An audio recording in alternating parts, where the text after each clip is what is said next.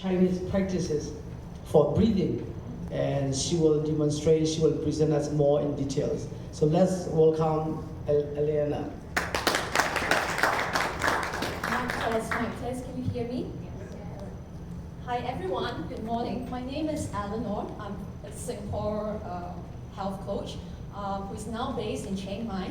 My niche, where I come from, I used to be a registered nurse who specialized in general medicine, and then I went into geriatric medicine for the most part of my years working in the public hospital.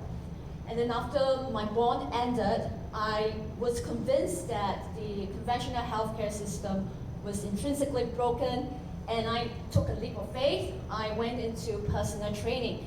And when I use the term personal training, I'm referring to the mainstream paradigm of exercise. So say, for example, you go to the gym, you go to the barbell rack, you use the barbell, you squat, you do deadlift, you use dumbbells to do bench press. That was the paradigm in which I operated for the first 5 years as a personal trainer.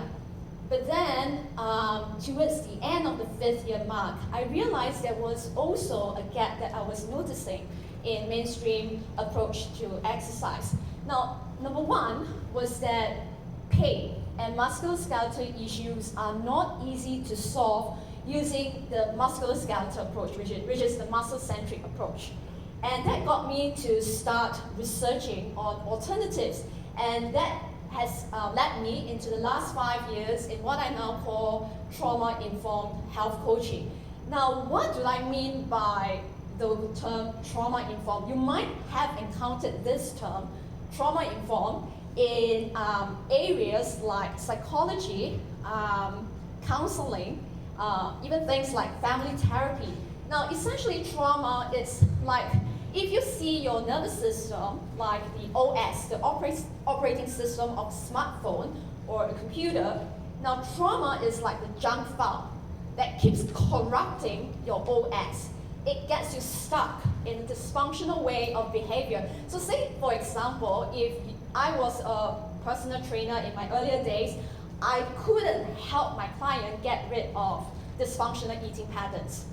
Like, even if I try, they still get into stress-induced eating. But how can you get a person to get rid of eating disorder?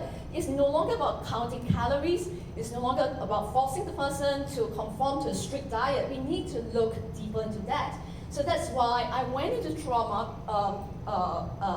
therapy in the sense that I wanted to get to the root of why people keep on experiencing pain. It's not just the physical pain of not being able to lose weight, being able to remove persistent chronic musculoskeletal pain, but it's also emotional pain that I see in my clients, both male and female alike. So with that trauma focus, I went out of personal training. I went into more holistic approach. So what health coaching entails is essentially I look at the person as a whole. Like when you come to me for, say for example, a physical pain, I don't look at you with someone with physical pain. I look at you with someone with like X amount of years of experience as someone who is maybe 50 years of experience as an elder that I can respect. And yet out of these 50 years, there must have been certain life experiences that could have left you a deep and perhaps life-changing impact that has corrupted your OS. So now, how do I use exercise in a more sensitive, more customized way that I can uninstall the junk file so that you no longer experience that pain in your body, you no longer experience self-sabotaging habits like dysfunctional eating habits, so that you can function more optimally as yourself as a unique individual. So this is essentially what I do for the last 5 years. And because I focus on being trauma-informed, I focus on targeting the nervous system rather than the muscle. What happens is that I have been seeing clients with Parkinson's disease. People look for me to help them with persistent neuropathic pain, even autoimmune neurological disorders. So that also includes post-cancer neuropathy pain. So this is something that I love to deal a lot, and it's not really commonly seen in the mainstream paradigm of fitness because it's not glamorous, and secondly, it's a silent suffering that my clients go through. And last but not least, part of my work involves dealing with life crises. So some clients that I do encounter, they come to me by word of mouth because they not only have pain in their body, they're actually going through a major crisis in life. So what happens is that they have been accruing a lot of stress, and when the body can no longer handle the stress, the body breaks down. And that's why they look for me to help them address not just the somatic component of the pain, but also the psychological component of the pain. And so with this background knowledge of me, this is why we're going to talk about breathing today. Now, why is breathing important? Because breathing is the mother of all movements, including the heart pumping your blood to the rest of your body. Without the breath, you can't even sit down and listen to me talk. So that's how fundamental breathing is. Yet, breathing is very, very overlooked, very, very neglected, and underrated even by conventional healthcare professionals, simply because people think that as long as you're alive, you are breathing. So what's so special about breathing, right? But no, in my experience as a trauma-informed health coach, I realized that across my clients, all of them have breathing issues. Now, how is the breathing connected to the nervous system? Essentially, the pattern of your breathing influences the state of your autonomic nervous system, which is the part of the nervous system that controls whether you are in a parasympathetic state, which is the rest and digest state, or you are in the fight or flight mode, which is the sympathetic state. So if you're not breathing properly, essentially you're gearing your nervous system towards functioning under the sympathetic state, which is the fight or flight state. So you could have actually come across people who are very aggressive, very defensive, people who are very irritable. You look at them as a person, the energetics of the person that you feel comes from the nervous system showing up in facial expressions, the way they hold themselves in a posture, the way they breathe. All of it is actually a reflection of how the autonomic nervous system is being operated in the person's body. So if you can address the breathing, which is a very important regulator tool for the nervous system, you can change a lot of things in the way your nervous system functions. And when you can change the way your nervous system functions, you can address breathing problems. In fact, for a lot of my clients, especially male clients, they have issues with mouth breathing, snoring. Some of them do have sleep apnea, and they require breathing assistance when they sleep, simply because during the daytime they are not breathing properly, and as a result, that dysfunctional breathing pattern becomes ingrained, and they can't sleep well at night because that dysfunctional breathing pattern carries on from day into night. The next problem that we see is cardiometabolic problems. So for example, you have high blood pressure, high blood cholesterol, high blood sugar. This fall under cardiometabolic problems. If you're not supplying your body cells with enough oxygen, how can you expect that your metabolism is going to function properly? But typically when you see a doctor, the doctor just look at your markers, take your health parameters, tell you to do some resistance training, do some cardio, and that's it. How many of them actually think about looking at how you're breathing? Because if you're not breathing, how are you going to exercise properly? If you're breathing shallowly, then the chances of you breathing more shallowly during exercise is going to be high. So then the purpose of exercise is not to cause you to breathe more shallowly, but to help you to breathe better and more optimally during all your daily activities so that your nervous system is always functioning in the rest and digest state. All right? Now, the last problem that I see, especially in women, is pelvic floor problems. Now, I'm a survivor of a heat nerve injury that I sustained from years of high-intensity weight training. And I didn't go to a medical professional. I rehabbed myself using the same principles that I'm going to share with you today, which is really to focus on the mechanics of breathing and specifically reverse abdominal breathing that you can find in Qigong, which is what I'm going to talk about today. So the problem with pelvic floor issues is that they are invisible. People are very embarrassed about talking about pelvic floor health. So when I talk about pelvic floor issues, it's not just incontinence, like you sneeze and then you piss. It is also erectile dysfunction, frequent urination at night. People don't find it comfortable to talk about it. But the thing is, if you think about it, if oxygen is not going all the way to the end of your torso, how can you expect your reproductive and your urinary organs to function well? That's why breathing is very important. So this is what the Chinese doctors, traditional Chinese doctors will see the human torso here. Now, if you look at my foam roller, this is the cylinder shape of a human torso, right?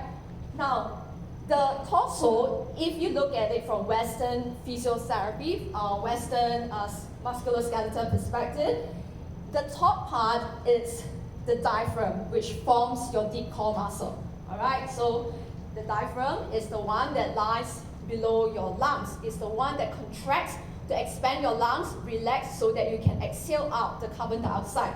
The bottom part of the cylinder is your pelvic floor. The front part of the cylinder is your deep core muscle, specifically the transverse abdominis. And the back part of the cylinder is a deep back muscle called the multifidus. So if you see, the four different types of deep core muscles form a membrane-like cylinder. Now, this cylinder needs to be elastic.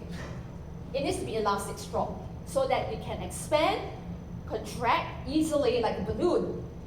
So if you look at it this way, now when you look at the triple burner concept, you will now see that how the Chinese saw the torso as something dynamic. It's not unlike the Western perspective of the cylinder. Here you can see the upper part of your torso consists of your cardiorespiratory organs, your heart and your lungs. The second part, the middle part, consists of your digestive organs, like your liver, your gallbladder, your pancreas, your stomach, the upper part of your small intestine, and the lower part, the lower burner, refers to your urinary and your reproductive system. So let's go back to what we learned earlier, that breathing is fundamental to movement, all right? Now, your organs are dynamic. It needs to be constantly supplied by oxygen, nutrients, carried by fluids, specifically your blood, your lymphatic fluids. If the body is not able to contract, relax, like an elastic cylinder, how can you expect fluids to flow smoothly within your body? So this is why breathing is so important in traditional Chinese medicine that they came up with this system called Qigong. Now, Qi is the word that means air or energy, and Gong means mastery or work. So if you put these two characters together, essentially the exercise, the traditional exercise called Qigong, refers to the art, the science of being able to move the air, move the energy that is flowing in your body. And this is what we're going to learn today. So, can I invite Shane on board? So Shane is going to be my demonstration partner, all right? Yeah, all of us are going to do this together as a group today. Now, before we exercise, it's always important to tune in to yourself, all right? Now, usually when we exercise, what do? Okay, it's time to go to the treadmill and clock in 30 minutes of run, right? We don't stop to think about, okay, how is my body feeling today? So, this is what we're going to do today. Now, before we start anything, close your eyes. I invite you to take a look at your breath, all right? How deep is your breath going? Is it going all the way to your pelvic floor? Or is the breath more stuck in your chest area? All right? Now, next thing is that you want to take note of the breath. Is your breath going to the back of your chest? If you understand that your torso is an elastic cylinder, the expansion is 3D, three-dimensional. All right? The next question, ask yourself, is there any tension anywhere in your body? Is there any pain? All right? So once you assess, here are the 3 things that we're going to go through together as a group. Now, the first thing we're going to go through together is the top part. All right? The torso here. You see that we are looking at the cervical diaphragm, then the thoracic diaphragm, and the pelvic diaphragm. All right? Don't worry about missing out the words. I'll go through them. Now, the first part, the first exercise, what we're going to do, I'm going to invite you, okay, this is going to look a little bit unglamorous. Create space in your jaw. Now, why is creating space in your jaw so important? Because, like a balloon, if you don't seal the balloon is going to leak air. So your torso is like a balloon, all right? Now, if you see the skeleton here, all right, the skull has its jaws closed. All right, but most of us are not aware of how we are posturing our jaw. So now I'd like you to push your tongue against the palate. The tip of your tongue should be right behind your teeth. All right behind the front teeth. Now, how are you going to seal your cervical diaphragm? Okay. Now, if this is your front teeth, all right, position the tip of the tongue right behind the front teeth and try to press up. When you do that, right, you should feel immediately there's a pressure in the upper jaw. Next thing, continue to seal so that you can feel there's an additional support or tension in the jaw. Next, notice how the breath changes. When you do that, you might feel some extra tension here. That's because most of the time you're not aware that we are accumulating tension from daily stress. So ideally, most of the upper body, or I would say specifically your head, right, it needs to be supported by the tongue. If the tongue is not supporting the skull, your head will fall forward. And then your neck and your shoulder muscles will compensate to pull your head back into position. So as you can see here, the tongue is not just a relaxed muscle by itself. It should always be actively pressing against the palate so that it acts as a postural support for your skull. Right? The skull weighs 4 kilograms on average. So if you do not use your tongue actively, what happens is that your neck and your shoulder, even your lower back muscles will have to work overtime to position your skull properly. The next thing here, we're going to learn this concept of fascial elasticity. Now, you have learned earlier that your torso is like a cylinder that needs to be elastic in order to expand and contract with ease. Now, the fascia refers to the lining that wraps around your bones, your muscles, your blood vessels, and your nerves.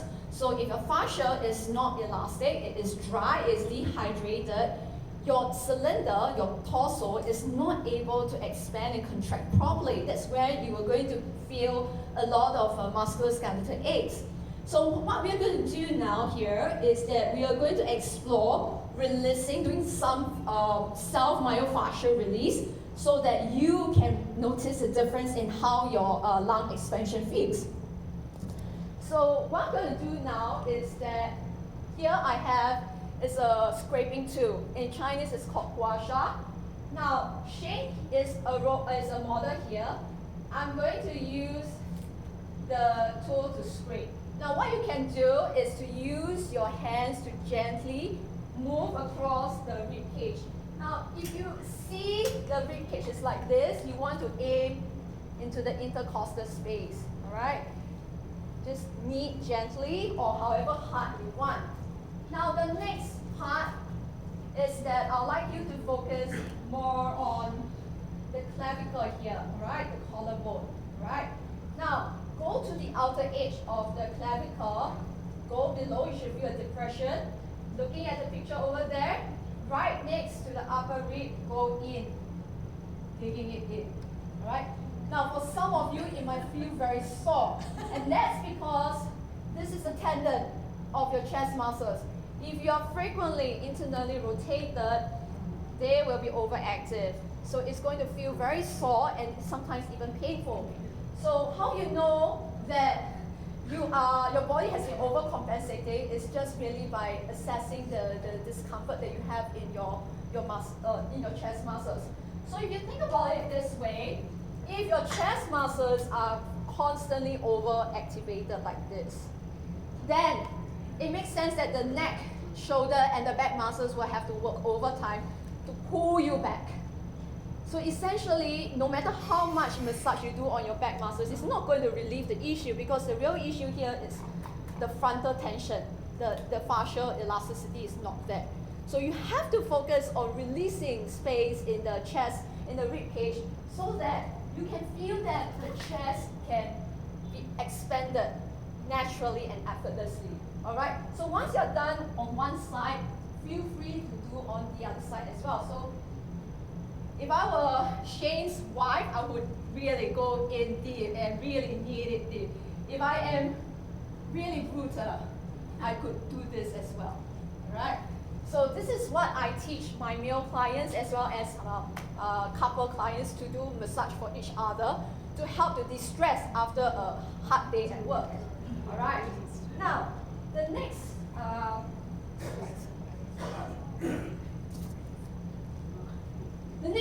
exercise we're going to look at is the pelvic floor, which we call the pelvic diaphragm. Earlier I've mentioned the reverse abdominal breathing. I also call it pelvic floor breathing for the purpose of this exercise. Now, why is the pelvic floor so important here? Now, if you look at this diagram here, alright, I have earlier mentioned that the deep core muscles form a cylinder. Your transverse abdominis, your diaphragm, your pelvic floor, and your multifidus. They are supposed to function like an elastic cylinder. Now, most of us, we are hardly filling up the top part of the cylinder. So you can't expect your cylinder to be elastic strong. So when it stops being elastic, you're going to expect dehydration, weakening, and the hardening of your soft tissues in the mid and the lower part of your torso. And that's not good news for your organs, it's not good news for your posture, it's not good news for your whole body. So what you want through using reverse abdominal breathing is that you want to revitalize the synergy between the diaphragm and the pelvic floor. Now, in diaphragmatic breathing, when you breathe in, everything expands like a balloon. In reverse abdominal breathing, however, when you breathe in, everything is contracted. So it's like a balloon. When you breathe in, it's like you are compressing. So what you should feel now as you breathe in is that the tummy is sucking in gently. When you exhale, it relaxes, it expands. Breathe in, suck in gently. Exhale, relax your tummy. So Shane is going to use this resistance tool to train his breathing. Inhale, exhale. Inhale. You can see that? Exhale. You can see that he's putting in a lot of effort. Now, because this breathing tool is a resistance tool for breathing, you can see that his face is reddening because of the effort. This shows you that his torso is not used to using the mid to lower part of the torso to help you with breathing, and it's a common thing. It's a common thing. So this is how bad poor breathing is as a whole in the general population. So how do you know you're doing it properly? Pretend that you are breathing through a straw. So you should feel that there is an extra tension coming from the lower abdomen, even the pelvic floor. So if the pelvic floor is like a membrane, the pelvic floor will be sucked in towards the center. You breathe in, exhale. Breathe in. You should feel that there's an additional support coming from the lower abdomen, the buttocks even, because the pelvic floor forms an ecosystem of its own. If you're able to wake up or activate your pelvic floor in your breathing, essentially you're waking up, you're revitalizing the entire ecosystem of your posture, which is your transverse abdominis, your diaphragm, and your multifidus. You are no longer just using your neck, your shoulder, and your chest muscles to breathe. You are using really the entire torso muscles to breathe. All right? So with this, in summary, breathing is the foundation of life. And breathing itself, it's exercise. And that's the most important take-home message I'd like to share. Because even right now, as you're listening to me talk, breathing itself is exercise. Like mindful breathing is exercise. You don't have to overthink it. And do what you need to do to optimize breathing, like self-massage, stretching, fascia-oriented exercises are all good for optimizing the elasticity of your torso. So, in essence, what I have included here on the left-hand side is a QR code for a breathing manual, which you can use to scan. It's free. And you can also scan the QR code on the extreme right to join me on a 4-week journey together. Now, in this online community here, what I would do is that when you add me as a friend, you share with me what are your health concerns. And we're going to use these 4 weeks to track how, when you focus on improving your breathing, all these symptoms will also improve as well. So every day in this online community, I will be doing daily check-ins. You can ask me questions and I will reply. I will also show videos or tips on how you can improve your breathing as well as other exercises if there are specific pain or other issues that you would like me to address.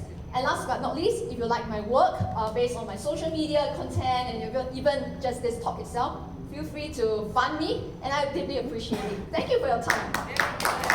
Thank you so much, Eleanor.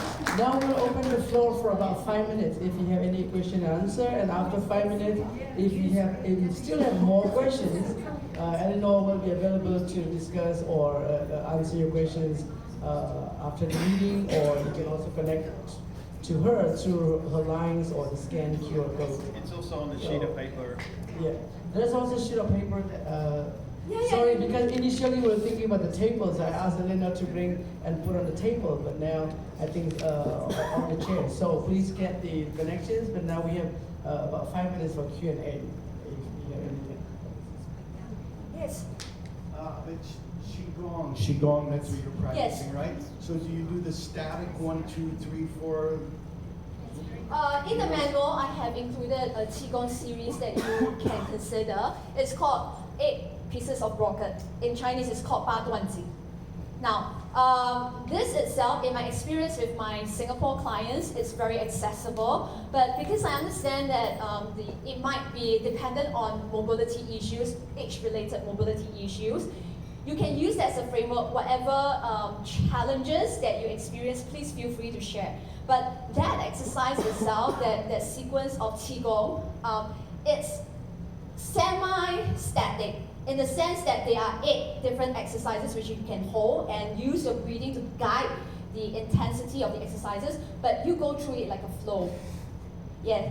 And the thing is that in my own experimentation, you can do it in a seated version. You can even do it semi-standing position that is not so stressful on the knees. And I know that knee issues are pretty common. So the main thing is that use that as a base, all right, the 8 Pieces of Rocket, which is inside the manual. And then if there are challenges, let me know. Because that itself is a very, very useful sequence for opening up the torso.